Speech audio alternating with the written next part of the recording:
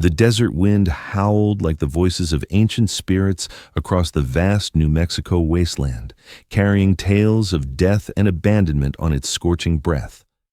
But on this particular day, it would also carry whispers of an impossible rescue that would challenge everything the frontier believed about honor, mercy, and the bonds that can form between sworn enemies. Eagle Feather crested the rocky ridge at sunset, his paint horse moving with the fluid grace of a predator scanning for prey. The Apache warrior had been tracking a band of cattle rustlers for 3 days, following their trail deeper into the Chihuahuan Desert where few men dared to venture. At 27, he possessed the patience of a seasoned hunter and the deadly skills of a war chief's son, but nothing had prepared him for what he was about to discover in the shadow of Devil's Backbone Mesa. The broken wagon appeared first, a splintered wreck of wood and iron scattered across the sand like the bones of some massive desert creature. Torn canvas fluttered in the wind like funeral shrouds, and the skeletal remains of 2 horses lay bleaching in the merciless sun. But it was the figure beside the wreckage that made Eagle Feather's blood run cold. A woman lay motionless in the sand, her once fine dress now tattered and stained with dust and dried blood. Her pale skin had been burned red by the desert sun, and her lips were cracked and swollen with thirst. But what struck the warrior most powerfully was the unmistakable curve of her belly. She was heavily pregnant, perhaps only weeks from giving birth. This was no ordinary abandoned traveler. This was a life hanging by the thinnest of threads, and within her another life that had never drawn its first breath. But the most shocking thing was what Eagle Feather discovered when he approached her still form. The woman's eyes fluttered open as his shadow fell across her face, revealing irises the color of winter sky. She tried to speak, but only a rasping whisper emerged from her parched throat. In her right hand, she clutched a small silver locket, and pinned to her torn bodice was a yellowed piece of paper, a notice offering a substantial reward for her safe return. Elizabeth Morrison, Eagle Feather read aloud, the English words feeling strange on his tongue. Wife of Colonel James Morrison, Fort Stanton, missing since September 10th, reward, $500 dead or alive. The irony wasn't lost on him. Colonel Morrison was the same military officer who had led the brutal campaign against Eagle Feather's own village 2 winters ago, the man responsible for the deaths of dozens of Apache women and children, the same man who had put a bounty on Eagle Feather's own head and sworn to see him hang from the gallows at Fort Stanton. And now Morrison's wife lay dying in the desert, carrying his unborn child. Eagle Feather knelt beside the woman, his warrior's training warring with something deeper, a code of honor his grandmother had instilled in him long before he learned to kill. Water, Elizabeth whispered, her hand moving protectively over her swollen belly. Please, the baby. The Apache warrior's dark eyes swept the horizon, calculating distances and dangers. Fort Stanton was 40 miles north through hostile territory. His own people's hidden camp lay 30 miles southwest, but bringing a white woman there would mean exposing his band to terrible risk. The desert offered no shelter, no mercy, no second chances for those who made the wrong choice. But as Elizabeth's eyes began to close again, as her breathing grew shallow and labored, Eagle Feather made a decision that would echo through both their lives like thunder across empty plains. And that's when everything changed forever. Without hesitation, Eagle Feather lifted Elizabeth in his powerful arms, marveling at how light she felt despite her pregnancy. Her head rolled against his shoulder as he carried her to his horse, and he could feel the rapid flutter of her pulse beneath skin that burned with fever. Every instinct screamed at him to leave her. She was the enemy's wife, a symbol of everything that had been taken from his people. But his grandmother's voice whispered in his memory, "A true warrior protects life, especially when that life cannot protect itself." He fashioned a makeshift shelter using his blanket and some broken wagon wood, creating precious shade in the inferno of the desert afternoon. From his waterskin, he carefully dripped liquid between Elizabeth's cracked lips, watching as she struggled to swallow. Her eyelids fluttered with consciousness, and when she looked at him, there was no fear, only desperate gratitude. "You're Apache," she whispered, her voice barely audible above the wind. You should hate me. Eagle Feather's jaw tightened as he continued giving her water. Hate is a luxury I cannot afford when life hangs in the balance. My husband, he's done terrible things to your people. I know what he's done. Tears began to flow down Elizabeth's sunburned cheeks. I tried to leave him. I was running away when the wagon broke down. The horses, they bolted in the storm 3 days ago. The warrior studied her face, reading the truth in her pain-filled eyes. This was not the pampered officer's wife he had expected, but a woman who had suffered, who carried shame and sorrow as heavy as the child in her womb. But you haven't seen the biggest surprise yet. As Eagle Feather tended to Elizabeth's injuries and tried to bring down her fever with wet cloths, she began to speak, haltingly at first, then with growing urgency. She told him about the night raids her husband ordered against peaceful Apache camps, about the scalps he collected and displayed in his office like trophies. She spoke of the children's cries that haunted her dreams and the way Morrison's eyes grew cold and distant whenever she questioned his methods. "I found his journals," Elizabeth whispered, her hand gripping Eagle Feather's arm with surprising strength. "Records of every attack, every innocent person killed. He's planning something worse, a final campaign to eliminate every Apache band in the territory. I was taking the evidence to the territorial governor when—" She gestured weakly at the wreckage around them, then doubled over as a sharp pain shot through her abdomen. Eagle Feather's eyes widened as he recognized the signs: labor pains, weeks too early, brought on by stress and dehydration. "The baby's coming," Elizabeth gasped, terror and determination warring in her voice. "It's too soon, but it's coming." Eagle Feather had assisted at births before. Apache women often gave birth on the trail or in dangerous situations, but this was different. This child carried the blood of his people's greatest enemy, yet it was also innocent of its father's crimes, and the woman bearing it had risked everything to expose the truth about Morrison's brutal campaigns. For the next 6 hours, as the desert night settled around them with its symphony of crickets and distant coyote calls, Eagle Feather became a midwife to his enemy's child. He boiled water over a small fire, tore clean strips from his spare shirt, and spoke softly to Elizabeth as her labor progressed with frightening intensity. "I don't even know your name," Elizabeth panted between contractions, her fingers digging into the sand. "Eagle Feather," he replied, pressing a cool cloth to her forehead. "Son of Chief Standing Bear, guardian of the sacred springs." "Eagle Feather," she repeated, as if testing the name on her tongue. Will you help me save my baby? Even though your husband murdered my sister and her children?" Eagle Feather's voice carried the weight of old grief. "Even though he burned our winter stores and left my people to starve? Yes, because this child is not responsible for its father's sins." Wait, don't miss this crucial detail. As dawn broke over the desert in shades of gold and crimson, Elizabeth Morrison gave birth to a daughter in the arms of an Apache warrior her husband had sworn to kill.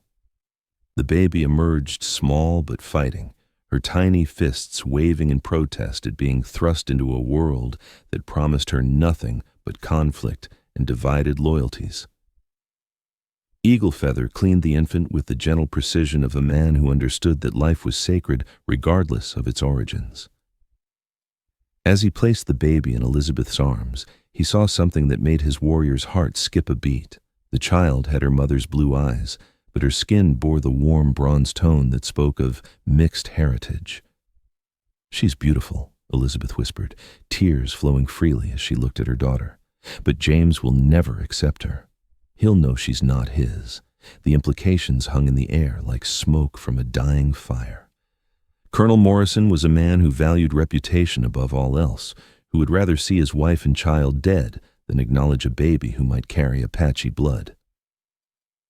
"There's something else," Elizabeth said, her voice growing stronger despite her exhaustion. "I know where Morrison keeps his gold. Payment from cattle ranchers for his protection services. $30,000 in a hidden safe. Money that could help your people survive the winter, maybe even relocate to safer territory." Eagle Feather studied her face, searching for deception, but finding only desperate honesty. "Why would you tell me this?" "Because my daughter deserves to grow up in a world where children aren't murdered for the color of their skin or the blood in their veins. Elizabeth's voice carried a fierce determination that reminded Eagle Feather of Apache mothers defending their young. Because sometimes the only way to stop a monster is to make sure he can't feed his hunger for destruction. The sound of approaching hoofbeats shattered the morning quiet like gunshots. Eagle Feather's head snapped up, his hand moving instinctively to his knife as dust clouds appeared on the horizon. Multiple riders, moving fast and with purpose, a cavalry patrol, no doubt searching for Morrison's missing wife. "They'll kill you if they find you here," Elizabeth whispered urgently, "and they'll take my baby back to him." Eagle Feather looked at the infant sleeping peacefully in her mother's arms, then at the approaching dust clouds that meant discovery and death. In that moment, he made a choice that would define both their futures. What you're seeing now is nothing compared to what happens next. "Can you ride?" Eagle Feather asked, already lifting Elizabeth and her baby with careful efficiency. "I can do whatever it takes to protect her," Elizabeth replied, her voice steady despite her pain. Within minutes, they were mounted on Eagle Feather's horse, the baby secured between them in a makeshift sling crafted from his shirt.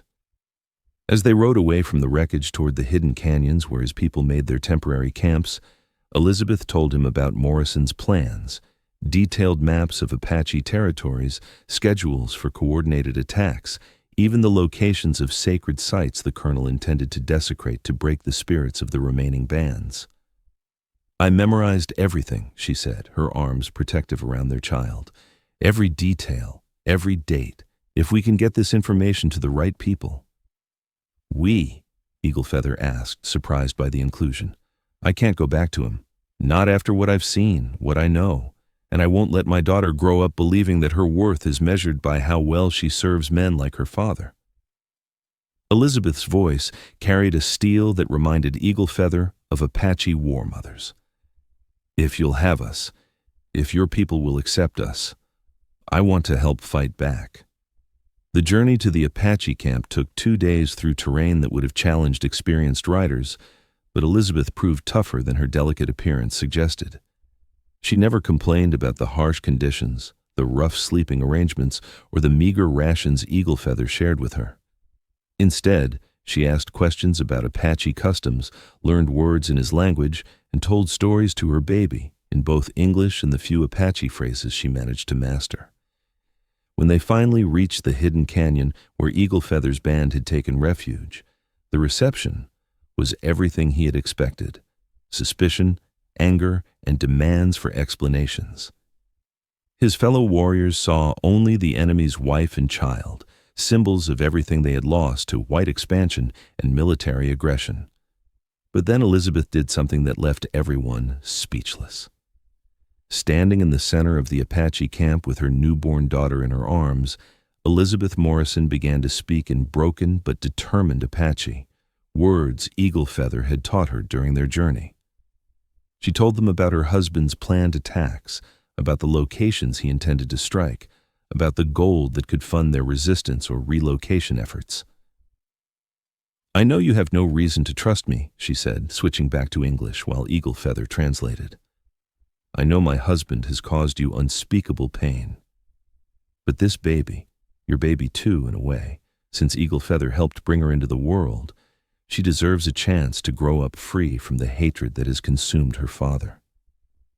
She knelt in the dust and placed her daughter gently on a blanket, then reached into her bodice and withdrew a folded document, Morrison's detailed battle plans, stolen from his private safe before her escape. "I offer you information that could save your people's lives," she continued, her voice carrying across the silent camp. "I offer you the location of enough gold to buy safe passage to Mexico or Canada. And I offer you my loyalty, if you'll accept it, in the fight against the man who has brought so much suffering to this land." The Apache elders conferred in hushed tones while Elizabeth waited, her hands folded calmly in her lap despite the tension crackling through the air like lightning before a storm. Finally, Chief Standing Bear, Eagle Feather's father, stepped forward. "You would turn against your own kind?" the chief asked through Eagle Feather's translation. Elizabeth lifted her chin with quiet dignity. "I would turn against evil, wherever I find it.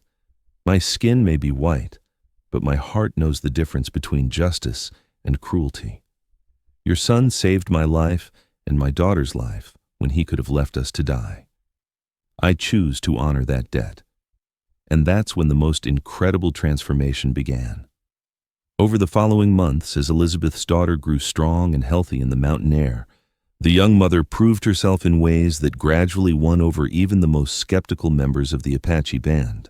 She learned to cure hides, to identify medicinal plants, to weave baskets with the intricate patterns that told stories of the people's history. Her hands, once soft with privilege, grew calloused from honest work. More importantly, the intelligence she provided proved accurate and invaluable. 3 separate cavalry attacks were anticipated and avoided, saving dozens of Apache lives. The gold she had promised was recovered in a daring raid that left Morrison's forces understaffed and demoralized. With their new resources, the band was able to establish a more secure camp deeper in the mountains, beyond the reach of regular patrols. Elizabeth's daughter, whom the Apache women named Little Sky for her bright blue eyes, grew up bilingual and bicultural, equally comfortable with Apache traditions and the white world her mother had rejected. She became a bridge between worlds, carrying the best of both heritages while rejecting the worst.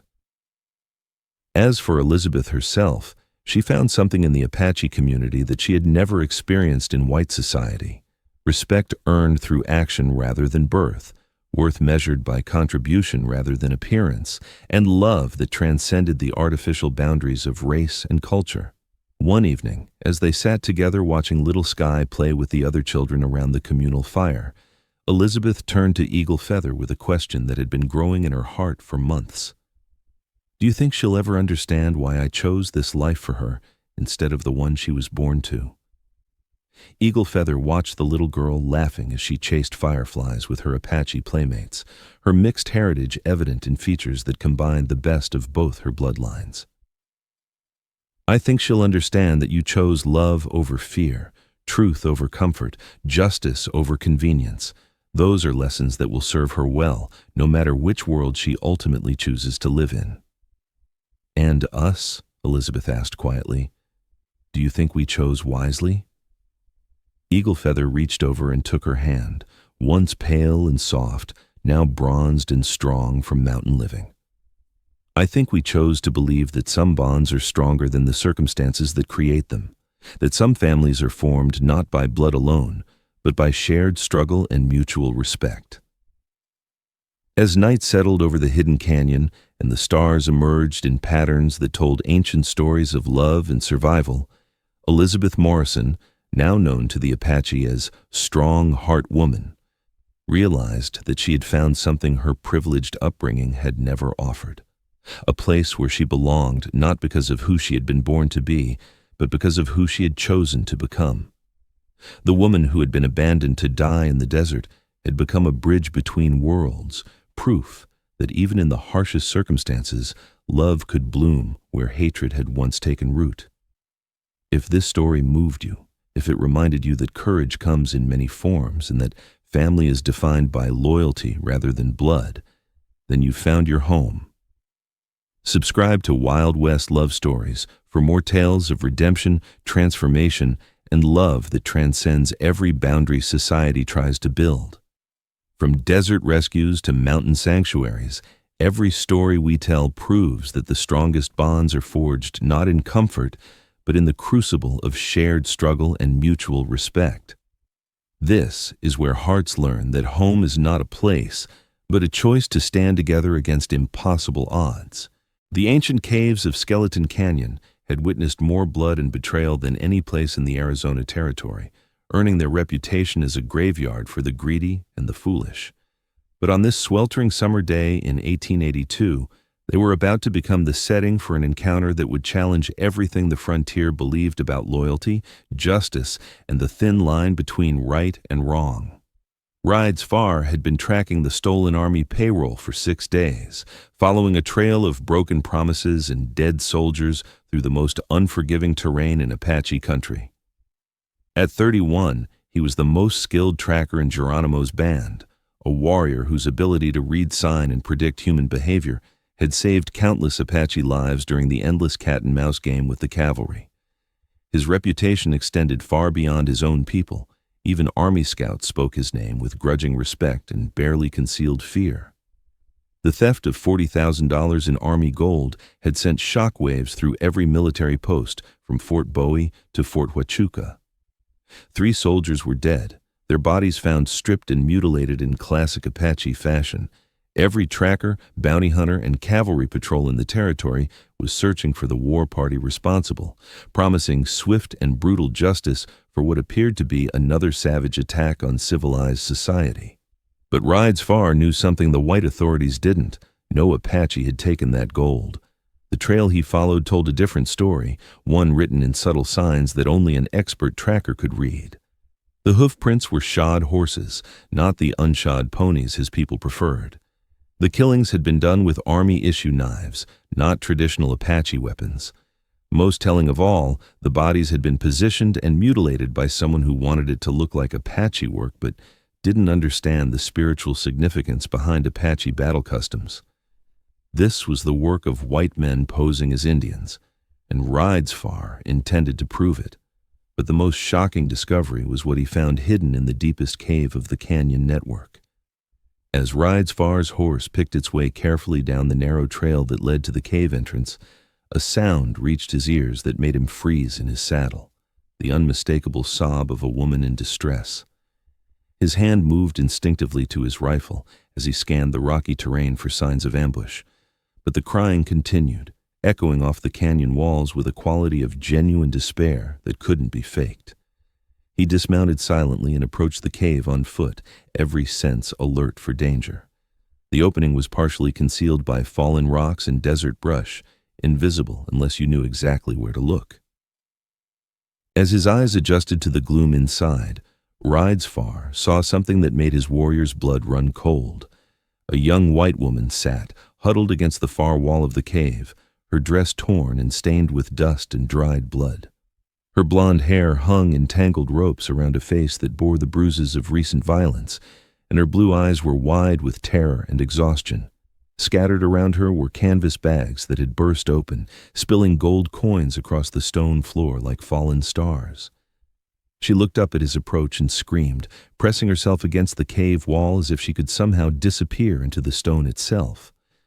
But when Rides Far raised his hand in the universal gesture of peace and spoke to her in careful English, her terror gave way to desperate hope. "Please," she whispered, her voice hoarse from crying, "I know what you must think, but I'm not what I appear to be. I'm not one of them." Rides Far studied her face, reading the truth written in her bruises and the genuine fear in her eyes. "Who are them?" he asked quietly. "The men who killed those soldiers," she replied, her voice growing stronger despite her obvious pain. "My husband and his partners. They dressed like Apache warriors, used Apache weapons they'd stolen from previous raids. They wanted everyone to believe Indians had taken the gold. The implications hit Rides Far like a physical blow. This woman was married to one of the men responsible for the murders that had brought down the wrath of the entire U.S. Army on his people. Apache bands were already being hunted like animals based on evidence these criminals had deliberately fabricated. And that's when everything changed forever. "Why are you telling me this?" Rides Far asked, his dark eyes never leaving her face as he searched for deception. "Why would you betray your own husband?" The woman, she looked barely 20 despite the hardships written on her features, laughed bitterly. "My own husband? Thomas Brennan bought me from my father when I was 15 years old, like I was a piece of livestock. He's beaten me, starved me, used me as bait for his confidence schemes across 3 territories. The only reason I'm still alive is because I'm useful to him." She gestured toward the scattered gold with a trembling hand. This was supposed to be their big score, enough money to disappear to Mexico and live like kings, but they started fighting over the split before they even got back to camp. Thomas killed his 2 partners in their sleep, then came after me when he realized I'd overheard him planning to eliminate all the witnesses. Rides Far felt the pieces of the puzzle clicking into place. "You ran with the gold." "I ran for my life," she corrected. "The gold just happened to be what I grabbed when I heard him loading his gun. I thought if I could get it back to the army, if I could prove what really happened to those soldiers, maybe someone would finally believe the truth about what kind of man Thomas Brennan really is. The warrior studied her face for a long moment, seeing not just the obvious signs of abuse and terror, but something deeper. A steel core of determination that reminded him of Apache women who had survived captivity and fought their way back to freedom.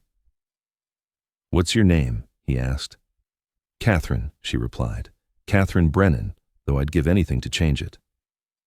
"Catherine," Rides Far repeated, testing the unfamiliar sounds on his tongue. "I am called Rides Far.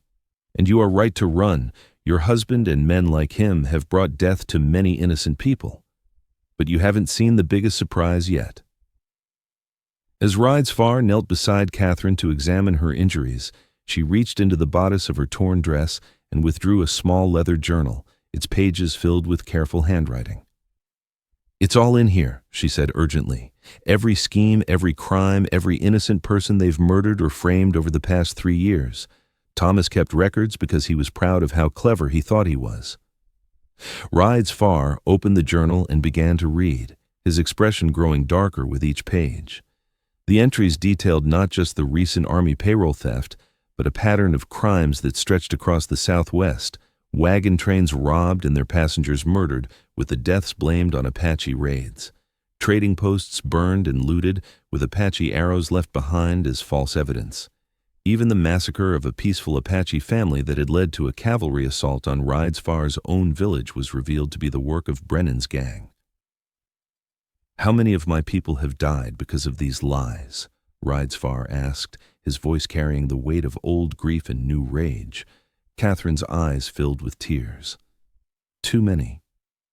I tried to warn people when I could, but Thomas watched me like a hawk. Any time I showed compassion or tried to help his victims, he'd beat me until I couldn't stand. He said it was my job to smile and keep my mouth shut while he built his fortune on other people's blood." The sound of approaching hoofbeats echoed off the canyon walls, cutting through their conversation like a knife. Rides Far's head snapped up as he recognized the rhythm, multiple horses, moving at a steady pace that suggested their riders were tracking rather than fleeing. "He's found us," Catherine whispered, her face going pale. "Thomas doesn't give up when money's involved. He'll kill us both rather than let that gold slip away." Rides Far moved to the cave entrance and peered carefully around the rocks. 3 riders were working their way down the canyon, their eyes scanning every shadow and crevice.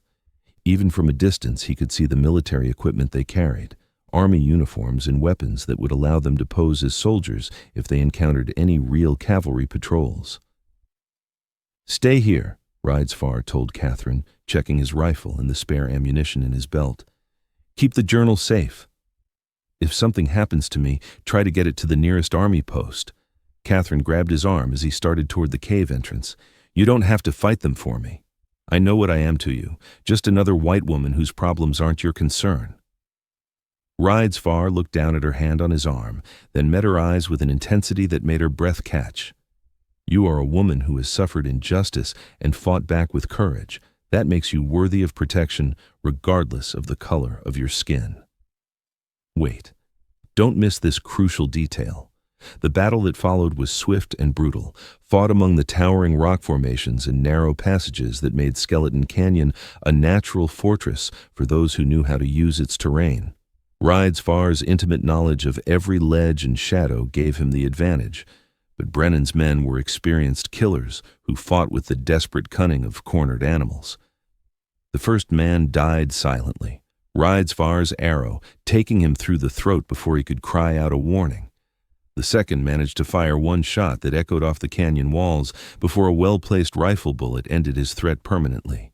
But Thomas Brennan himself proved more dangerous than his hired guns, using Catherine as a human shield when Rides Far finally cornered him near the cave entrance.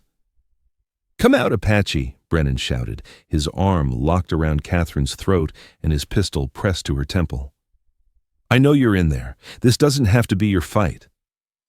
"It became my fight when you decided to murder innocent soldiers and blame my people," Rides Far called back, his rifle trained on the narrow gap between Brennan's head and Catherine's.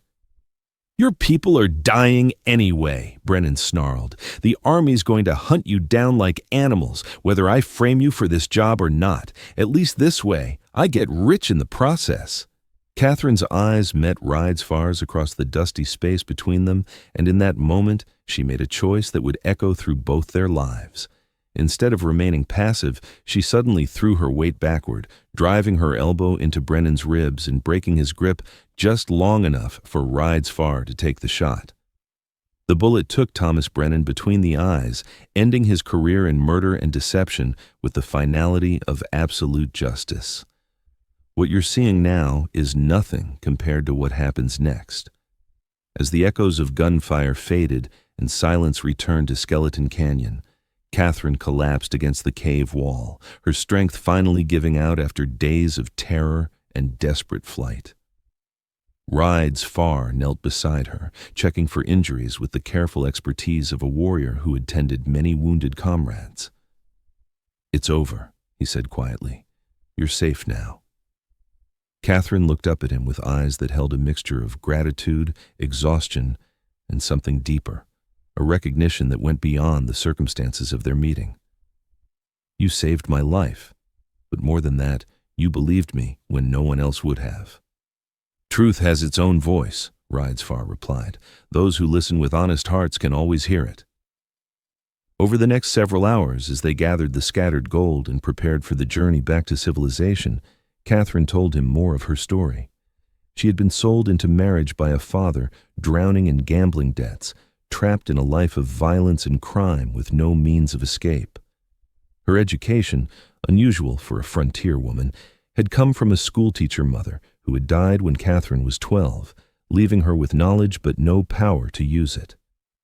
"I can read and write in 3 languages," she said with bitter irony. "I know history, literature, mathematics, but none of that mattered as long as I was considered property instead of a person." Rides Far listened without judgment, recognizing in her words the same frustration he had felt watching his own people's knowledge and traditions dismissed as worthless by those who claimed to represent civilization. When they finally reached the army post at Fort Bowie, Catherine's testimony and the evidence in Brennan's journal created a sensation that reached all the way to Washington.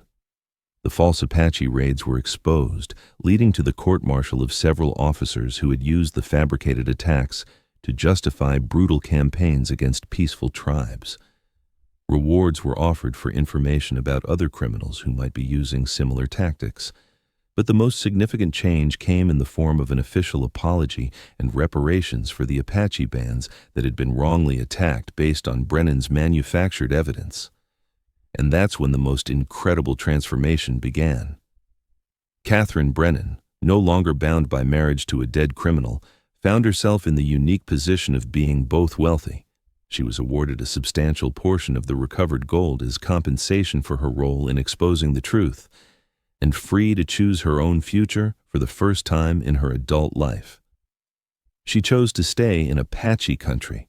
Using her newfound resources, Catherine established a trading post at the crossroads between Apache territory and the white settlements, a place where members of both cultures could meet peacefully to exchange goods and information. But more than just a business, it became a bridge between worlds, a place where Apache children could learn English and arithmetic, where white settlers could gain honest knowledge about their native neighbors instead of relying on fear and prejudice. Rides Far became her partner in this endeavor, his reputation among his people and his growing fluency in English making him an ideal intermediary. Together, they created something unprecedented, a business relationship based on mutual respect and shared goals that gradually evolved into something deeper and more personal. Months passed before either of them acknowledged what was growing between them. The attraction was obvious to everyone who saw them together, but both carried the scars of past traumas that made trust difficult and love seem like a luxury they couldn't afford. It was Catherine who finally spoke the words that had been building between them, like pressure behind a dam. "I know this is impossible," she said one evening as they sat together, watching the sunset paint the desert in shades of gold and crimson. I know there are a dozen reasons why we could never work, but I need you to know that these months with you have been the happiest of my life." Rides Far was quiet for a long moment, his dark eyes reflecting the dying light. "Why is it impossible?" he asked finally. "Because I'm white and you're Apache. Because your people will never fully accept me, and mine will call me a traitor. Because we come from different worlds that have been at war for generations." "And yet here we are," Rides Far said simply. "Two people who found truth in each other when lies surrounded us on all sides. Two people who built something good together when everything around us was falling apart. If that isn't love, what is?" Catherine turned to look at him, seeing not the fearsome Apache warrior of white nightmares, but the man who had saved her life, believed her story, and stood beside her as she built a new future from the ashes of her old one. "I love you," she said, the words carrying the weight of absolute truth. "Despite everything that should make it impossible, I love you." Rides Far reached over and took her hand, his calloused fingers intertwining with hers. "Then we will make the impossible possible. We will show both our peoples that love is stronger than hatred, that understanding is more powerful than fear." The woman who had been sold as property had become a bridge between worlds, and the warrior who had spent his life fighting for his people's survival had found a new way to ensure their future. Through partnership, understanding, and the radical belief that love could triumph over the prejudices that divided their worlds. If this story moved you, if it reminded you that sometimes the greatest courage lies in choosing love over fear, truth over convenience, and hope over hatred, then you've found your home. Subscribe to Wild West Love Stories for more tales of redemption, transformation, and love that defies every boundary society tries to build. From canyon hideouts to trading post partnerships, every story we tell proves that the strongest bonds are forged not in comfort, but in the crucible of shared struggle and mutual respect. This is where two worlds meet and discover that love speaks a language everyone can understand. The autumn wind swept across the dusty trading post like a harbinger of change, carrying whispers of desperation and broken dreams. In the makeshift auction square, where human dignity went to die under the merciless New Mexico sun, a crowd of rough men had gathered for what they called Damaged Goods Day. But none of them could have predicted what Cale Windwalker was about to do, something that would shatter their world and change two lives forever. Sarah Coleman sat in the back of a weathered wagon, her slender fingers wrapped around a small wooden bird her late mother had carved. 3 years had passed since the fever took her sight, leaving her in a world of endless darkness where she learned to navigate by sound, smell, and the cruel intentions of those around her. The rough voices of bidders surrounded her like vultures circling carrion, each word a reminder of how far she had fallen from the daughter of a respected schoolteacher to property being sold by a stepfather, drowning in gambling debts. "Gentlemen, what we have here is a rare opportunity," called out Bill Henderson, her stepfather, his voice thick with desperation disguised as salesmanship. "She's 22 years old, healthy as a horse despite the blindness, and trained in all the domestic arts, can cook, clean, sew, and she's quiet as a church mouse, never talks back, never complains. Hell, she might even be grateful for a man's attention after being alone so long." The assembled crowd erupted in coarse laughter that made Sarah's skin crawl. She had learned to read the subtle differences in men's voices, the ones who laughed with cruel amusement, the ones who chuckled with dark intent, and the ones whose silence spoke of even worse things. These men saw her not as a person, but as an object, a problem to be solved with enough coin. From his position on the rocky outcropping above the trading post, Cale Windwalker observed the scene with growing disgust. At 28, the Apache warrior had seen enough of white man civilization to understand its capacity for casual cruelty, but this spectacle of human trafficking disguised as legal commerce made his blood run cold. The girl in the wagon carried herself with a dignity that her circumstances couldn't diminish, her spine straight despite her fear, her chin lifted despite her blindness. His Apache name, Cale Windwalker, had been earned during a vision quest when he was 16, after he had walked alone through a 3-day sandstorm and emerged with the wisdom that sometimes the greatest strength came from bending with the wind rather than fighting it. But today, he would not bend. Today, he would stand firm against an injustice that offended every value his grandmother had taught him about protecting the vulnerable. But the most shocking thing was what happened when the highest bidder made his move. Clayton Morrison stepped forward from the crowd, his massive frame casting a shadow across the auction platform. Known throughout the territory as a rancher with a taste for violence and a history of wives who mysteriously disappeared, Morrison dropped a heavy leather pouch on the makeshift table with the confidence of a man who expected to get what he wanted. $200, Morrison announced, his voice carrying the casual authority of someone accustomed to owning people. I'll take the blind girl off your hands, Henderson. Got a ranch that needs tending, and a woman who can't run away or cause trouble sounds perfect for my needs. Sarah's breath caught in her throat like a trapped bird desperate for freedom. Even in her world of darkness, Morrison's reputation had reached her ears through the whispered warnings of women in town. His first wife had allegedly died in a fall from their barn loft. His second wife had vanished during a harsh winter, leaving behind only blood-stained clothes that Morrison claimed belonged to a butchered deer. Please, Sarah whispered, her voice barely audible above the desert wind. I'll work harder. I'll do anything you ask. Just, please don't. Shut your mouth, girl, Henderson snapped, his eyes gleaming with the prospect of escaping his debts. You're sold to Mr. Morrison here, and you'll be grateful for it. A blind woman has no business being choosy about her circumstances. Kyle's hand moved instinctively to the knife at his belt, its bone handle worn smooth by generations of warriors who had wielded it in defense of the innocent. He had made a sacred vow to his dying father, Chief Standing Bear, that he would honor the ancient ways, protecting those who could not protect themselves, speaking for those who had no voice, standing against injustice regardless of the personal cost. And that's when everything changed forever. The warrior descended from the rocks like a shadow given substance, his moccasins making no sound on the hard-packed earth as he approached the crowd. Every step was calculated, precise, carrying the fluid grace of a predator who had learned to move through hostile territory without detection. His long black hair was adorned with eagle feathers that marked his status as a war chief's son, and the intricate beadwork on his buckskin shirt told the story of battles fought and victories won in defense of his people.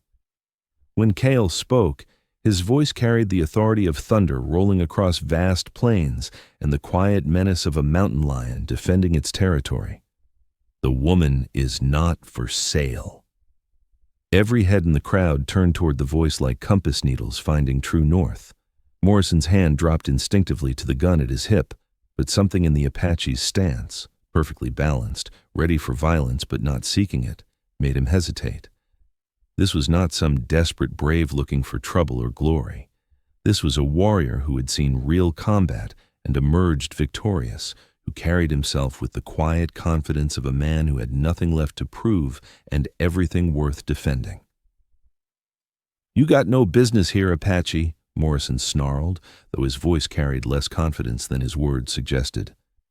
"This is a legal transaction between civilized folks. Move along before you find yourself dancing at the end of a rope." Kyle's dark eyes never wavered from Morrison's face, reading the man's intentions like tracks in fresh snow.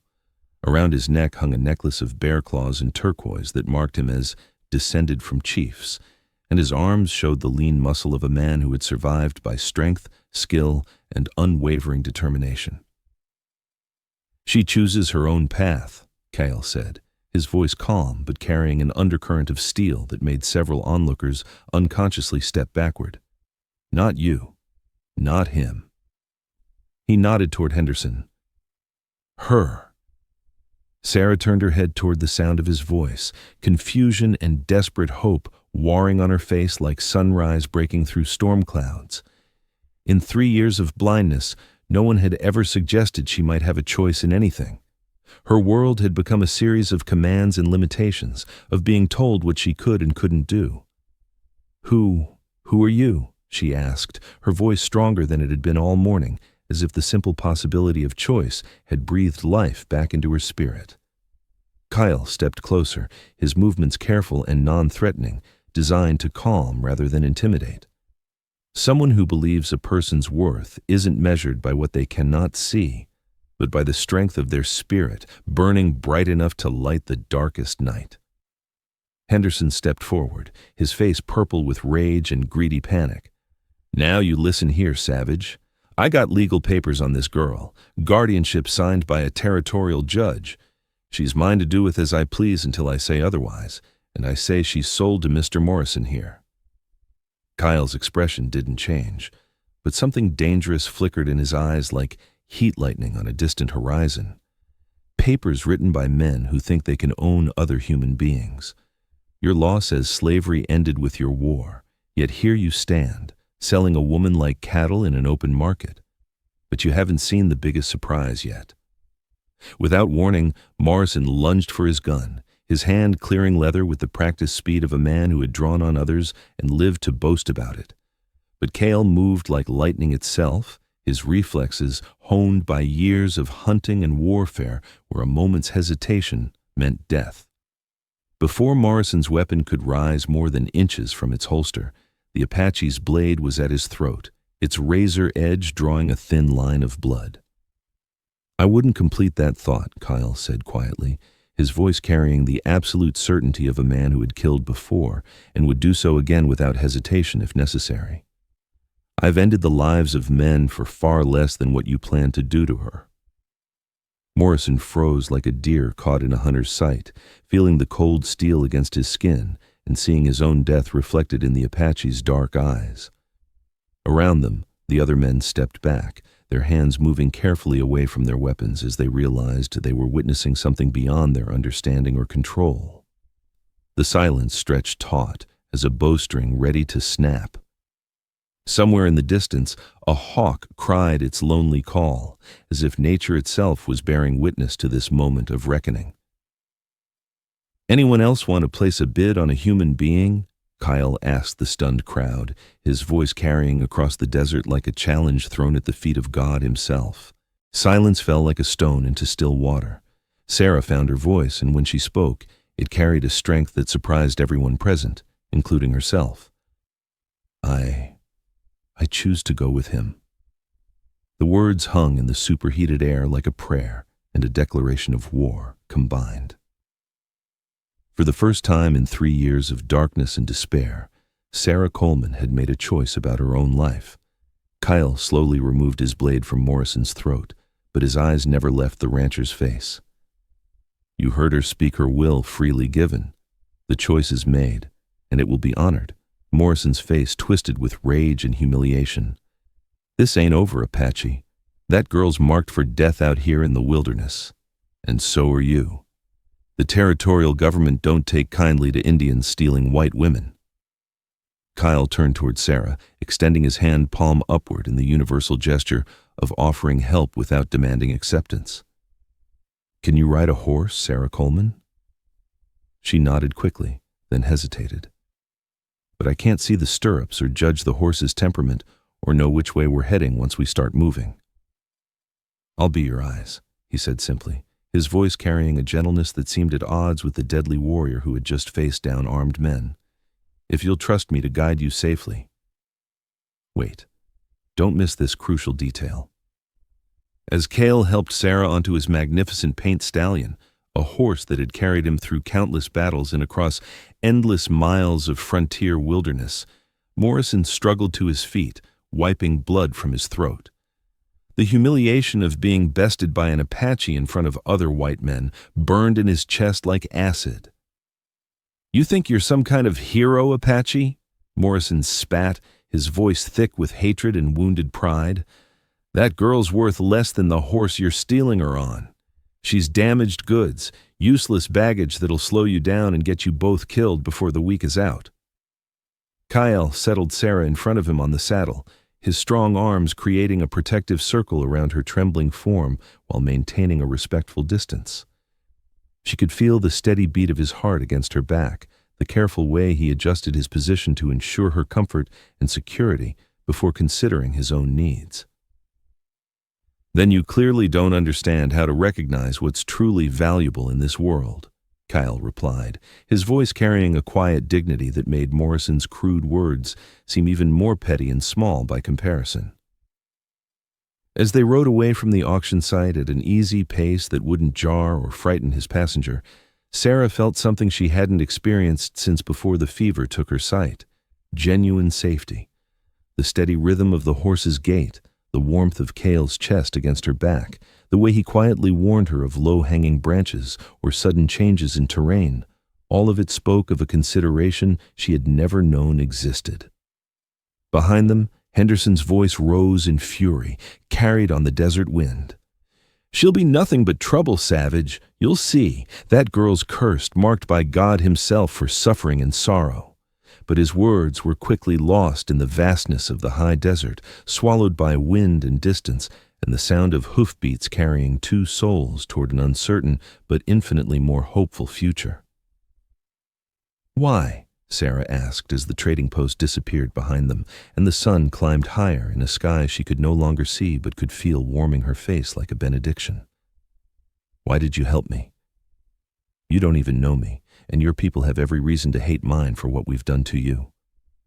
Kyle was quiet for so long that she thought he wouldn't answer. When he finally spoke, his voice carried the weight of old grief and hard-won wisdom.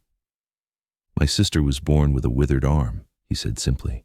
"She was the most beautiful person I ever knew, and she saw more beauty in this harsh world than anyone with perfect sight and perfect limbs.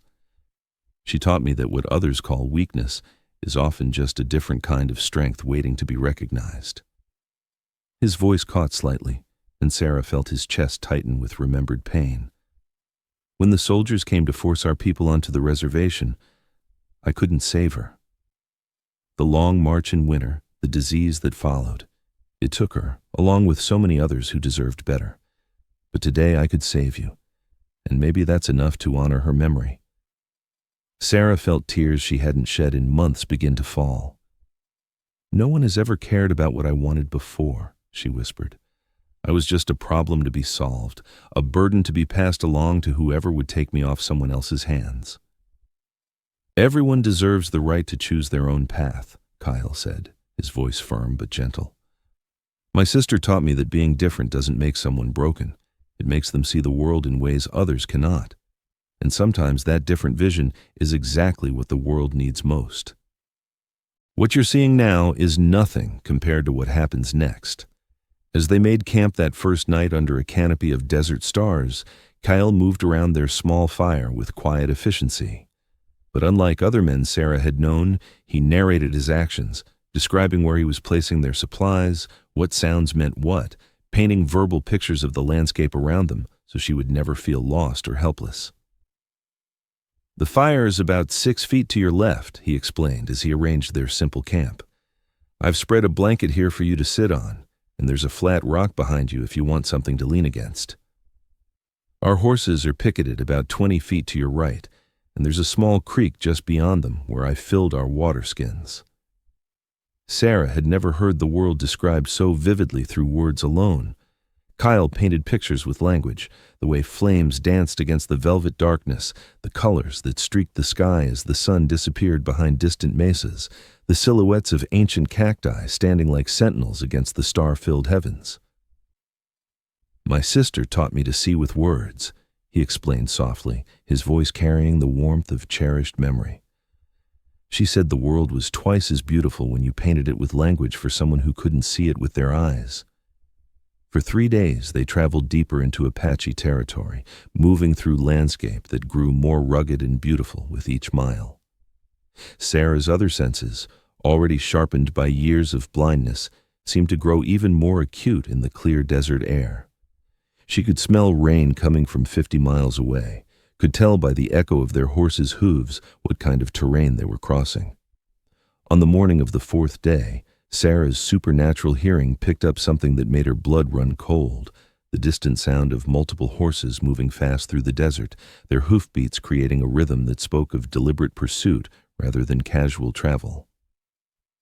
"They're coming," she whispered urgently, her head turning toward sounds still too distant for Cale to detect clearly. Multiple riders, at least 5 or 6, pushing their horses hard through the heat. They've been following our trail since before dawn.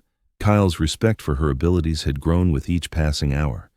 He had already learned that her blindness had sharpened her other senses to levels that seemed almost mystical. She could identify different types of rock formations by the way sound echoed off them, could sense the emotional state of animals by subtle changes in their breathing. The confrontation came with the sudden violence of a summer thunderstorm. Morrison rode into the narrow canyon where they had taken shelter, leading a posse of 5 hard-faced men whose intentions were written in the weapons they carried and the rope coiled on Morrison's saddle horn.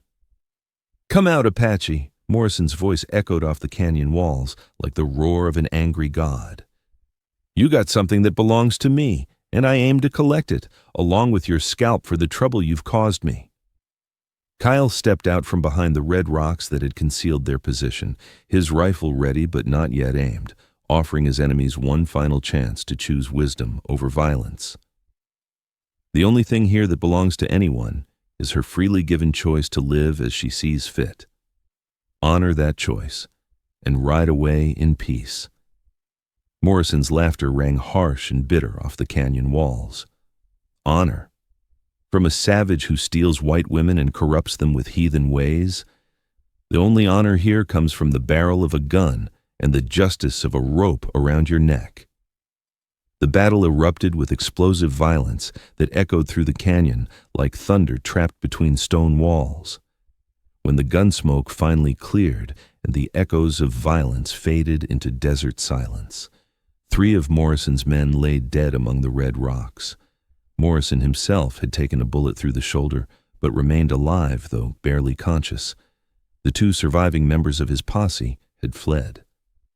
Kyle knelt beside Sarah, crimson seeping from a graze along his left shoulder where a bullet had come close enough to tear his shirt and burn his skin. "Are they gone?" Sarah asked, her hands immediately moving to examine his injuries with gentle precision. "I can help you," she said, her voice calm and competent despite the violence that had just ended around them. "My mother was a healer and midwife before she died. She taught me everything she knew about treating wounds and fighting infection with natural remedies. And you won't believe what happened next." As Sarah tended to Cale's wounds with skill that would have impressed a trained physician, her hands moving with the confidence of someone who had learned to navigate the world entirely through touch, he began to understand something profound about the woman fate had brought into his life. This person, whom others dismissed as damaged goods, possessed capabilities that went far beyond what any of them could imagine. Her touch was sure and gentle as she cleaned his wounds with water from their precious supply. She directed him to gather specific plants from the canyon floor, medicinal herbs she identified purely by their scent and texture, plants that would prevent infection and accelerate healing when properly prepared. "How do you know all this?" Kyle asked quietly, watching her work with growing amazement and profound respect. Sarah smiled for the first time since he had known her, a real smile that transformed her entire face. "When you lose one sense, the others don't just become stronger, they become partners in survival. But more than that, when you've lived in darkness, you learn to find light in knowledge, in skill, in being useful to others when they need you most." As she worked, binding his wounds with strips torn from her own petticoat, she told him about her mother's teachings, the healing properties of different desert plants, how to read a fever through touch alone, the subtle signs that indicated whether a wound would heal cleanly or develop infection. 6 months later, in a hidden canyon where Kyle's band had found temporary refuge from increasing military pressure, Sarah had become something no one could have predicted when they first saw her trembling in that auction wagon, their healer, their teacher, their bridge between the old world and the new, and the beating heart of a community learning to survive against impossible odds. The Apache women, initially suspicious of this blind white woman their war chief's son had brought among them, gradually came to recognize her extraordinary gifts. She could diagnose illnesses by scent and touch that their traditional healers missed, could locate internal injuries that showed no external signs, and could treat conditions with a combination of her mother's knowledge and their ancestral wisdom. More than her healing abilities, Sarah had become their teacher and cultural ambassador. She learned their language with astonishing speed, her acute hearing allowing her to master subtle pronunciations that escaped others. In return, she taught the children English and basic arithmetic, skills that might help them navigate an increasingly complex world. Kyle often watched her moving through their camp with the confidence of someone completely at home in her environment, her laughter ringing across the canyon as children gathered around her for stories that blended Apache legends with tales from her own childhood. The woman who had once been offered for sale like livestock had become the center around which dozens of lives revolved. One evening, as they sat together beside the communal fire, listening to the night sounds of the desert coming alive around them, Sarah spoke the question that had been weighing on both their minds. "Do you ever regret it?" she asked quietly. "Taking me away from that auction, bringing danger to your people, making yourself a target for men like Morrison who won't stop hunting us?" Kyle considered her question with the seriousness it deserved. "Do you regret choosing to come with me instead of accepting the life they had planned for you?" Sarah was quiet for a long moment. "When I was sitting in that wagon, listening to those men discuss my value like a piece of livestock, I thought about dying," she admitted. "I thought about how easy it would be to just stop fighting, stop trying to survive in a world that had decided I was worthless." She reached out in the darkness and found his hand with unerring accuracy. "But then you appeared and gave me something I had never possessed before. Choice. Not just the choice to leave that place, but the choice to discover who I could become when I wasn't being told constantly what I couldn't do." "You saved me too," Kyle said, his fingers intertwining with hers. "I was becoming bitter, angry at a world that seemed determined to destroy everything I loved, ready to fight and die just for the sake of fighting. You reminded me what we're truly fighting for, not just survival, but the right to live with dignity, to choose our own paths, to protect what's beautiful and worth preserving in this world. The woman the world had tried to sell had become the one who saved them all.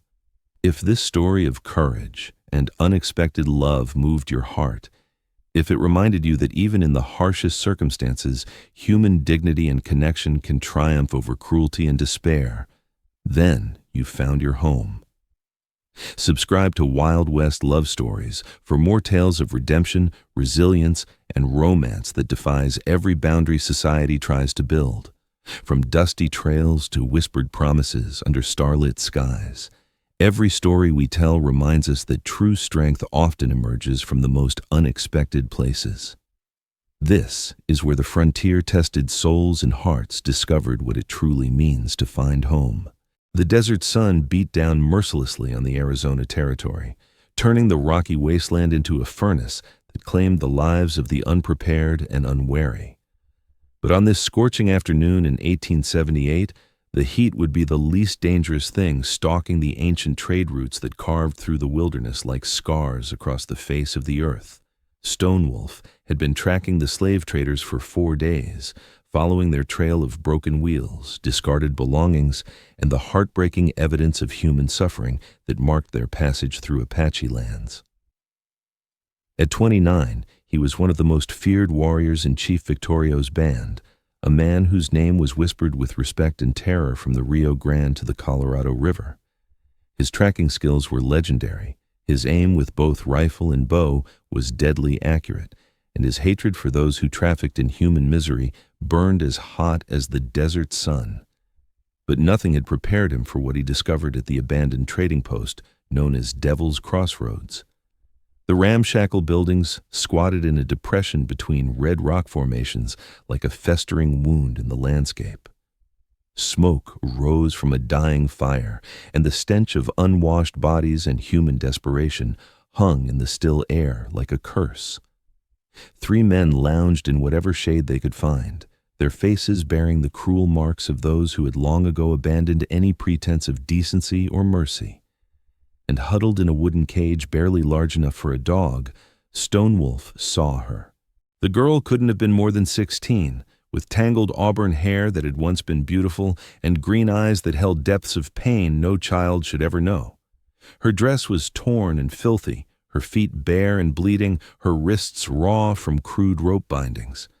But what struck Stonewolf most powerfully was her absolute silence. Even as one of the traders poked at her with a stick like she was a caged animal, she made no sound, showed no reaction beyond a slight flinching of her shoulders. "Mute as a stone, that one," laughed Jake Morrison, the leader of this particular band of human scavengers. "Found her in a burned-out homestead near Tucson. Whole family dead, house still smoking. Girl won't say a word, but she's healthy enough. Should fetch a decent price in Mexico." But the most shocking thing was what Stonewolf overheard as he crept closer to their camp. "Boss, you sure she can't talk?" asked the youngest of the three men, a nervous kid who still had some conscience left in his eyes. "Maybe she's just scared." "Maybe if we—" "Don't matter if she can or can't," Morrison snarled, spitting tobacco juice into the dust. "Silent women are worth their weight in gold south of the border. Less trouble, easier to handle. This one's going to make us rich boys." The third man, a scarred brute called Dutch, kicked at the cage with his boot. "What if she tries to run when we get to the border?" Morrison's laugh was like breaking glass. "Where's she going to run to? Girl's got no family, no home, no voice to call for help. She's perfect merchandise, broken in just enough to be manageable, but still young enough to be valuable." Stonewolf's hand moved instinctively to his knife as rage flooded through him like molten metal.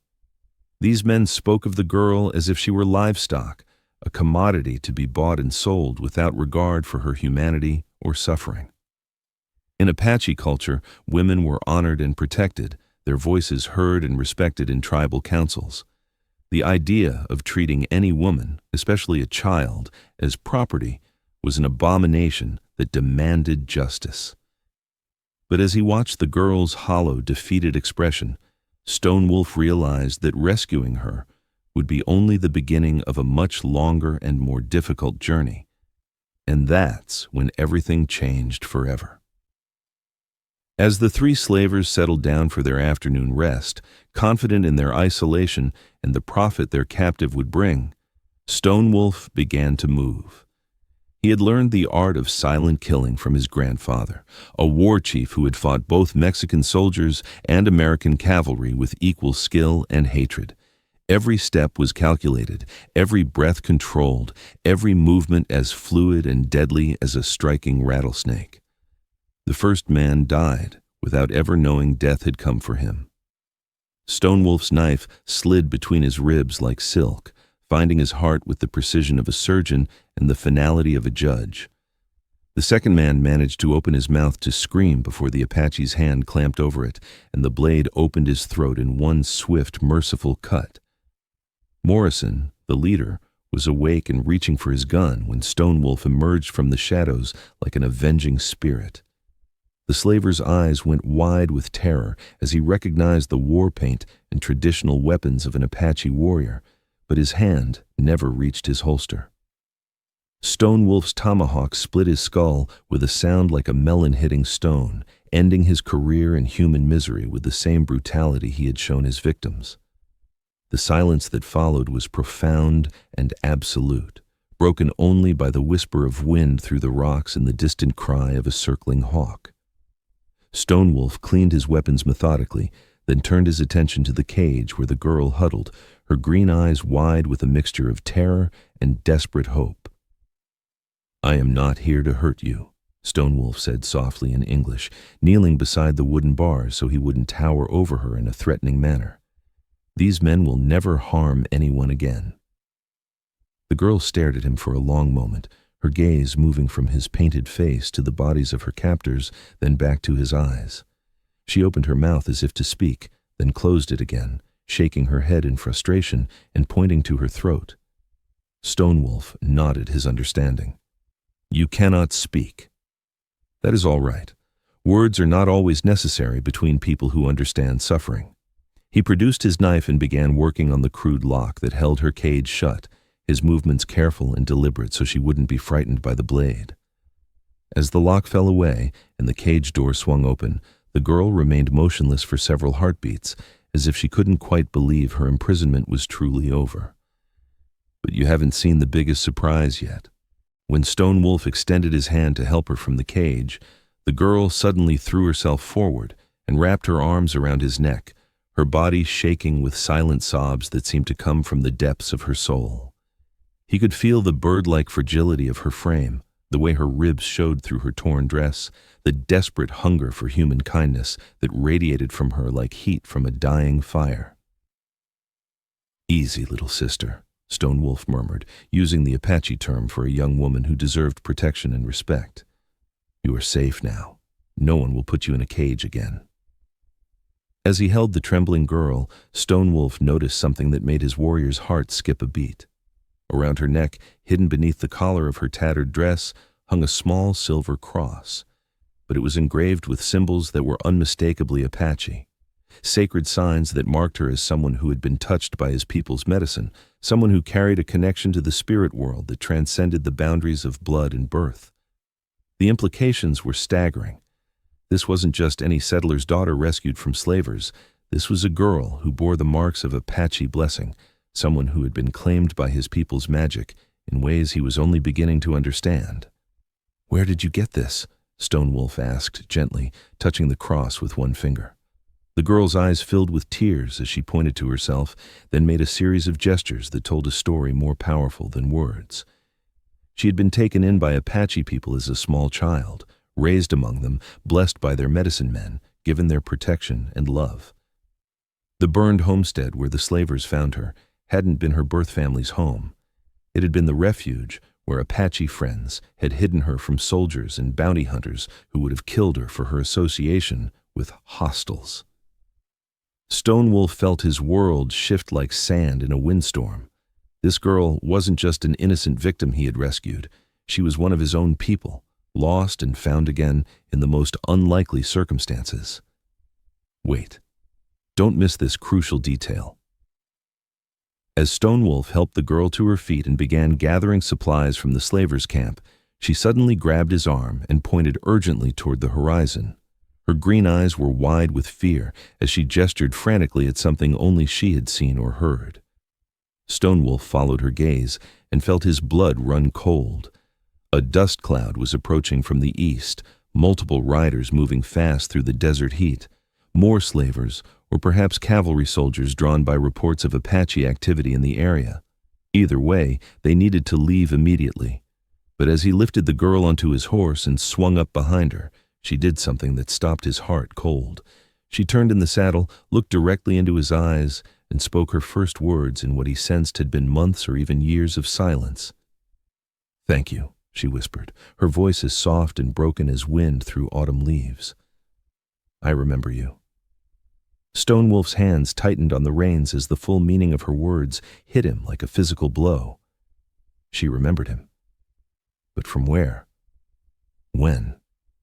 He searched his memory frantically as they rode away from the trading post, trying to place those distinctive green eyes, that auburn hair, that face that seemed familiar despite the suffering that had aged it beyond its years. And then, like sunrise breaking over the mountains, the memory came flooding back.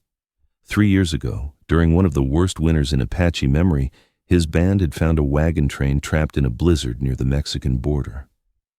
Most of the travelers were already dead from cold and starvation, but among the wreckage they had discovered a young girl, barely alive, clutching the frozen body of an Apache woman who had apparently been traveling with the settlers as a guide and translator.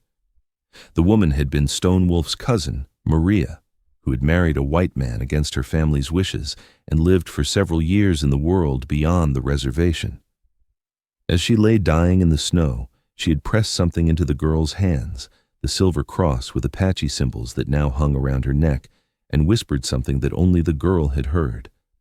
Stone Wolf's band had taken the girl in, nursed her back to health, given her a place among them during the hardest months of winter. She had learned their language, participated in their ceremonies, even received a blessing name from the medicine man. But when spring came, and the soldiers began their renewed campaigns against Apache bands, it had become too dangerous to keep a white girl in their camp. She had been secretly relocated to the homestead of friendly Apache families who lived peacefully on the edges of white settlement.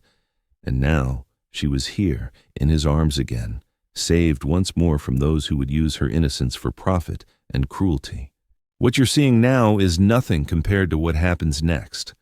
The journey back to Stone Wolf's hidden canyon stronghold took 3 days through some of the most treacherous terrain in the Southwest. But during those long hours in the saddle, with the girl's slight form pressed against his chest for warmth and protection, something remarkable began to happen. Slowly, haltingly, her voice began to return. It started with single words: water when she was thirsty, tired when they needed to rest, beautiful when they crested a ridge and saw the sunset, painting the desert in shades of gold and crimson. But as her confidence grew and her fear began to fade, the words came easier, flowing like water returning to a drought-stricken stream bed. She told him her name was Grace, not the Apache name the medicine man had given her, but the white name she had been born with before tragedy and chance had made her part of 2 worlds. She spoke of the terror of being caged like an animal, of the degradation and hopelessness that had driven her voice so deep inside herself that she had begun to believe it was gone forever. But she also spoke of the dreams that had sustained her through the darkest hours, dreams of riding through endless desert under starry skies, of sitting around Apache fires listening to the ancient stories, of a warrior with kind eyes who had once promised her that she would always have a place among his people. "I never forgot your face," Grace whispered on their second night, as they shared dried meat and water beside a small fire hidden in a grove of ancient cottonwoods. "Even when I couldn't remember my own name, I remembered you. I knew someday you would come for me." Stone Wolf studied her face in the firelight, seeing not just the traumatized girl he had rescued, but the young woman she was becoming. Someone who carried the strength of both worlds, who had survived horrors that would have broken weaker spirits, who possessed a beauty that came not from physical features, but from an unquenchable inner light. "You saved yourself," he said quietly. "I only opened the cage. Your spirit was never truly captured." When they finally reached the hidden canyon where Stone Wolf's band had made their temporary camp, the reception was everything he had expected: surprise, suspicion, and guarded curiosity about the white girl who spoke Apache and wore their sacred symbols. But Grace handled the scrutiny with a dignity that impressed even the most skeptical elders. She approached Chief Victoria with the proper respect, offering the traditional greetings she had learned during her previous stay among the people. When the old medicine man examined the cross around her neck and pronounced it genuine, blessed by authentic power, the mood of the camp shifted from suspicion to acceptance. But it was Grace's reunion with Stone Wolf's grandmother, an ancient woman named Desert Rose, that convinced everyone of her legitimate place among them. And that's when the most incredible transformation began. The old woman took one look at Grace and burst into tears, pulling the girl into a fierce embrace that spoke of old grief finally finding resolution. In rapid Apache, she explained to the gathered crowd that this was the child she had mourned for 3 years, the young woman she had prayed to see again before she joined her ancestors in the spirit world. "I taught her to weave," Desert Rose declared, her weathered hands stroking Grace's auburn hair. "I showed her the patterns that tell our people's stories. I gave her the name Singing Bird because even when she could not speak our language, her heart sang with Apache rhythms." Over the following weeks, as autumn settled over the high desert and the band prepared for the challenges of another winter, Grace proved herself in ways that gradually won over even the most doubtful warriors. She worked alongside the women, contributing her skills in healing, cooking, and crafts. She helped care for the children, teaching them English words that might help them survive in an increasingly white-dominated world. Most importantly, she used her unique position as someone who understood both cultures to serve as an interpreter and mediator, helping the band navigate the complex political landscape that threatened their survival with each passing season. Stone Wolf watched all of this with growing admiration and something deeper, a feeling that went beyond gratitude or protective instinct into territory that made his warrior's heart beat faster and his dreams more vivid. Grace was no longer the terrified child he had rescued from slavers, but a woman of remarkable strength and wisdom who who had found her voice and her place in the world. One evening, as they sat together watching the stars emerge over the canyon walls, Grace spoke the words that would change both their lives forever. "I want to stay," she said simply. "Not as a refugee or a guest, but as one of the people. I want to make my life here, with you, if you'll have me." Stonewolf turned to look at her, seeing in her green eyes the same determination that had helped her survive captivity and find her voice again. "You understand what that means? The dangers, the hardships, the uncertainty of our future." Grace smiled, the first truly joyful expression he had seen on her face since the day he found her in that cage. "I understand that home isn't a place or a people you're born to. It's where you choose to plant your heart and let it grow." She reached out and took his hand, her fingers intertwining with his in a gesture that was both innocent and profound. "You saved my life, Stonewolf. Now let me share it with you." The woman who had lost her voice to trauma and terror had found it again in the most unexpected place, and in doing so had discovered not just her own strength, but a love that transcended every boundary society had tried to build between them. If this story moved you, if it reminded you that sometimes the greatest courage comes from learning to speak again after the world has tried to silence you, then you found your home. Subscribe to Wild West Love Stories for more tales of resilience, redemption, and love that grows strongest in the soil of shared struggle and mutual respect. From desert rescues to canyon sanctuaries, every story we tell proves that the human spirit cannot be caged, no matter how dark the circumstances. This is where voices lost are found again, and where hearts learn to sing in harmony despite the chaos of the world around them. The winter of 1884 had been the harshest in Rocky Mountain memory, claiming lives and breaking spirits throughout the Colorado Territory. But as spring finally began to melt the deadly snows, it would bring more than just warmer weather to the isolated cabin where Daniel Bear McKinnon struggled to raise 3 daughters alone in the wilderness that had already taken so much from him. Bear had built his reputation as one of the territory's most skilled trappers and guides, a man who could survive for months in conditions that would kill lesser men within days. At 34, his massive frame and weathered face bore the scars of countless encounters with wild animals, harsh weather, and the unforgiving demands of mountain life. But nothing had prepared him for the challenge of raising 3 young girls without their mother. His wife Sarah had died giving birth to their youngest daughter 2 years ago, leaving Bear with Emma, age 8, Lucy, age 6, and baby Grace, who had never known her mother's touch. The mountain man who could track a wounded bear through a blizzard found himself completely helpless when faced with braiding hair, mending tiny dresses, or explaining the mysteries of growing up female in a world that showed little mercy to women. The girls were growing wild, more like young wolves than proper young ladies, and Bear knew that his love alone wasn't enough to give them what they needed. They needed a mother's guidance, a woman's wisdom, a gentle hand to balance his rough mountain ways. But finding a woman willing to live in isolation with a widowed trapper and his 3 children seemed as impossible as catching clouds in a fishing net. That's when fate brought Rebecca Walsh stumbling through his forest, half dead from exposure and carrying secrets that would change all their lives forever. Bear first spotted her tracks 2 miles from his cabin, the unsteady footprints of someone pushed beyond endurance, weaving through the trees with the desperate determination of prey fleeing a predator. He followed the trail with growing concern, recognizing the signs of someone who had been traveling for days without proper food or shelter. He found her collapsed beside a frozen stream, her thin dress torn and inadequate for mountain weather, her dark hair matted with snow and dried blood. She was unconscious, but still breathing, her lips blue with cold, and her hands showing the early signs of frostbite that could cost her fingers if not treated immediately. Bear didn't hesitate. He wrapped Rebecca in his bearskin coat and carried her back to his cabin, where his daughters watched with wide eyes as he worked to save the life of a complete stranger. For the next 3 days, he nursed her through fever and delirium, spooning broth between her cracked lips and keeping her warm with heated stones and thick furs.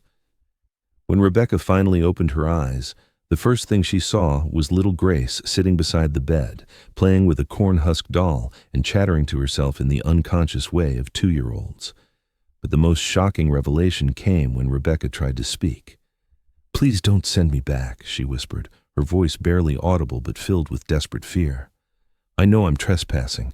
I know I have no right to be here, but please, I can't go back to him." Bear looked down at this fragile woman who couldn't weigh more than 100 pounds soaking wet, seeing the fear in her brown eyes and the way she instinctively flinched when he moved too quickly.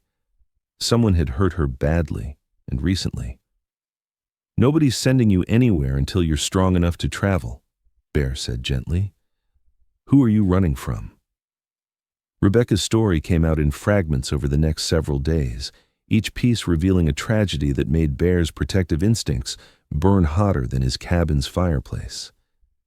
She had been married at 16 to a wealthy rancher named Thomas Walsh, a man 30 years her senior, who had wanted a young wife to bear him the sons that would carry on his legacy.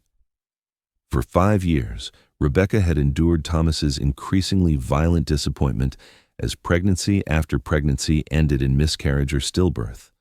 The frontier doctors couldn't explain why her body seemed unable to carry children to term, but Thomas blamed her entirely, convinced that her defective nature was a personal affront to his manhood.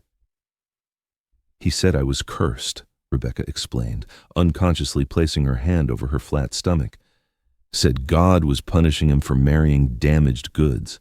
The last time, when I lost the baby at 7 months, he beat me so badly I couldn't walk for a week." Bear's massive hands clenched into fists as he listened, but he kept his voice calm and steady. "How did you get away?" "I ran during a blizzard," Rebecca said. "I knew he'd follow me when the weather cleared, but I thought maybe the cold would kill me before he could drag me back. I've been walking for 8 days, living on pine bark and melted snow. I was ready to die rather than face another year of his rage." And that's when everything changed forever. 8-year-old Emma, who had been quietly listening from the cabin's loft, climbed down and walked directly to Rebecca's bedside. Without a word, she reached out and took the injured woman's hand in her small, work-roughened fingers. "You don't have to be scared anymore," Emma said with the solemn wisdom of a child who had already lost too much. "Papa doesn't let anybody hurt people in our house, and we need somebody to teach us girl things because Papa doesn't know how to braid hair or make it stay neat." Rebecca looked from Emma to 6-year-old Lucy, who nodded seriously, then to baby Grace, who would toddle over to lean against Rebecca's legs with the trusting affection of a child who instinctively recognized kindness. "I can't give you children," Rebecca said quietly, her eyes filling with tears as she looked at Bear. "I'm broken inside. I can't be the wife you need." Bear studied her face for a long moment, seeing not the damaged goods her husband had convinced her she was, but a woman whose capacity for love had been twisted into shame and self-doubt by a cruel man's disappointments. "Maybe what I need," Bear said slowly, "isn't someone to give me children. Maybe what I need is someone to help me raise the ones I already have. But you haven't seen the biggest surprise yet." Over the following weeks, as Rebecca recovered her strength and began to settle into the rhythm of mountain life, something beautiful began to bloom in the isolated cabin. The girls, starved for feminine guidance and nurturing, attached themselves to Rebecca with the fierce devotion of young creatures who had finally found what they'd been missing. Rebecca taught Emma how to cook simple meals and mend clothes with neat, even stitches. She showed Lucy how to weave wildflowers into crowns and told her stories of fairy tale princesses who were brave and clever rather than just beautiful.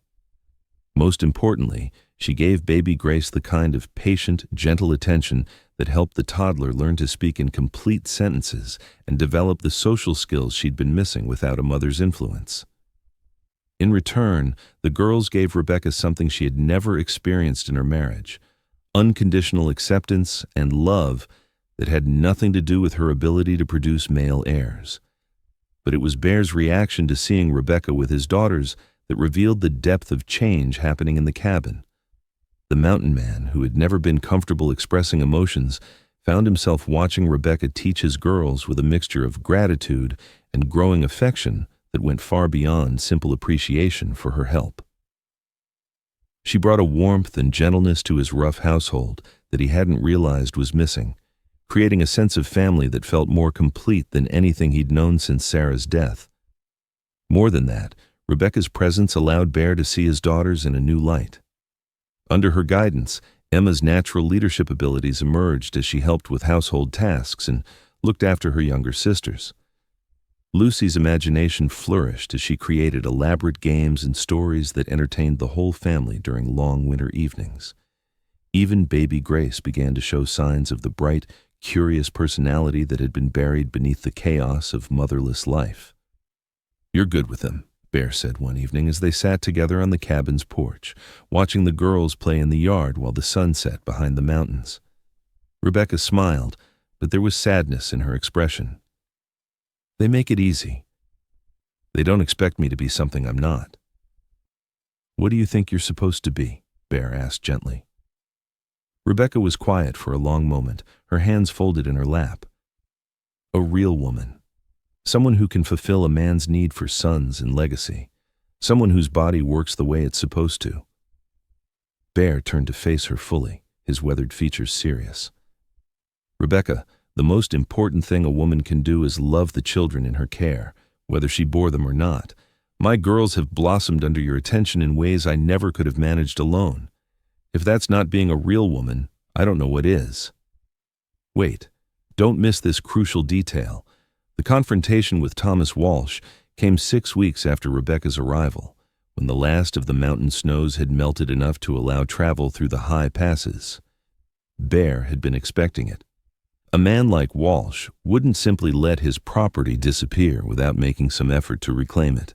Walsh arrived with 2 hired guns and an attitude of absolute entitlement, riding into Bear's yard like a man accustomed to taking whatever he wanted through intimidation and violence.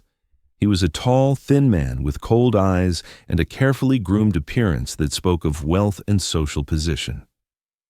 "McKinnon!" Walsh called out, his voice carrying the authority of someone who expected immediate compliance. "I know you're harboring my wife. Send her out, and we can settle this without unpleasantness." Bear stepped onto his porch, his massive frame filling the doorway as his daughters huddled behind him. Rebecca stood in the cabin's interior, visible through the open door, but protected by Bear's presence. "I don't see anybody here who belongs to you, Walsh," Bear replied calmly, his hand resting casually near his rifle. "I see a woman who asked for shelter and 3 children who need protecting." Walsh's face darkened with anger. "That woman is legally my wife. She has no right to abandon her duties and obligations. I'm prepared to overlook her disobedience if she comes home immediately." "And if she doesn't want to come home?" Bear asked. "What she wants is irrelevant," Walsh snapped. "She's my property, bought and paid for with a substantial bride price to her father. I have legal documents proving my ownership." That's when Rebecca stepped forward, moving to stand beside Bear despite the obvious fear in her eyes. "I am not property, Thomas. I am a human being with the right to choose my own life." Walsh's expression grew ugly. "You are a defective woman who has failed in your primary purpose. The only reason I'm willing to take you back is because I paid good money for you. But if you continue this foolishness, I'll make sure the rest of your worthless life is spent regretting it." What you're seeing now is nothing compared to what happens next. Bear's response was swift and decisive. Before Walsh could react, the mountain man had crossed the yard in 3 long strides and lifted the smaller man off his horse by his throat, holding him at arm's length with the casual ease of someone handling a child. "Now you listen to me very carefully," Bear said, his voice calm but carrying the unmistakable promise of violence. "That woman has found sanctuary in my house, under my protection. My daughters love her and need her. She's not going anywhere she doesn't want to go." Walsh struggled uselessly against Bear's grip, his hired guns reaching for their weapons until they found themselves staring down the barrels of rifles held by Emma and Lucy, who had positioned themselves with the tactical awareness of children raised in dangerous country. "You can't threaten me," Walsh gasped. "I have legal rights. I have influence. I'll bring the territorial marshal. Bring whoever you want, Bear interrupted, but they'll find a woman who chose to leave an abusive marriage and found refuge with a family that values her. They'll find 3 children who will testify that she's the best thing that ever happened to them, and they'll find me, ready to protect what's mine. Bear set Walsh back on his horse, with just enough force to make his point clear. Ride away, Walsh. Don't come back, because next time, I won't be so gentle about explaining that some things are more important than legal documents. As Walsh and his hired guns rode away, Rebecca collapsed against the cabin wall, her strength finally giving out after weeks of fear and uncertainty. But when Bear reached for her, she didn't flinch away. Instead, she let him hold her while she cried tears that seemed to wash away years of accumulated pain and shame. It's over, Bear murmured against her hair. You're safe now. You're home. And that's when the most incredible transformation began. The wedding took place 3 months later, performed by a traveling preacher who made his annual circuit through the mountain settlements. It wasn't a grand affair, just Bear and Rebecca, his 3 daughters serving as witnesses, and a handful of neighbors who had made the difficult journey to celebrate with them. But it was a ceremony filled with love, hope, and the radical promise that families could be built on choice rather than obligation, on mutual respect rather than ownership, on the desire to nurture and protect rather than dominate and control. Emma had woven wildflower crowns for herself and her sisters, while Lucy had picked a bouquet of mountain daisies for Rebecca to carry. Baby Grace, now speaking in full sentences and walking with confident steps, scattered pine needles instead of rose petals as she walked ahead of the bride. When the preacher asked if Bear would take Rebecca as his wife, to love and cherish regardless of whether she could provide him with sons, Bear's answer rang across the mountain valley with absolute conviction. I take her as my partner, my companion, and the mother of my heart if not my blood. I promise to honor her choices, protect her dreams, and stand beside her through whatever challenges life brings us. Rebecca's vows were equally powerful, promising to love not just Bear, but the daughters who had taught her that motherhood was about nurturing spirits rather than producing heirs, about creating love rather than fulfilling expectations. Years passed, and the McKinnon cabin became known throughout the territory as a place where damaged souls could find healing and lost families could be rebuilt. Rebecca never did carry a pregnancy to term, but she and Bear raised not only his 3 daughters, but also several orphaned children who found their way to the mountain sanctuary. Emma grew up to become a teacher, carrying her stepmother's gentleness and her father's strength into classrooms throughout the Colorado Territory. Lucy became an artist whose paintings captured the beauty of mountain life and the dignity of the people who chose to live beyond civilization's constraints. Grace became a doctor, inspired by Rebecca's knowledge of healing and Bear's belief that women could accomplish anything they set their minds to. The woman who had been told she was worthless because she couldn't bear sons became the mother who raised daughters proud and strong enough to change the world around them. If this story moved you, if it reminded you that family is built on love rather than biology, and that worth is measured by the capacity to nurture rather than the ability to produce heirs, then you've found your home. Subscribe to Wild West Romance Stories for more tales of healing, hope, and love that grows strongest when it's rooted in acceptance and mutual respect. From mountain sanctuaries to chosen families, every story we tell proves that the greatest strength comes from embracing those who need us most. This is where broken hearts learn to heal and where love creates families that biology never could.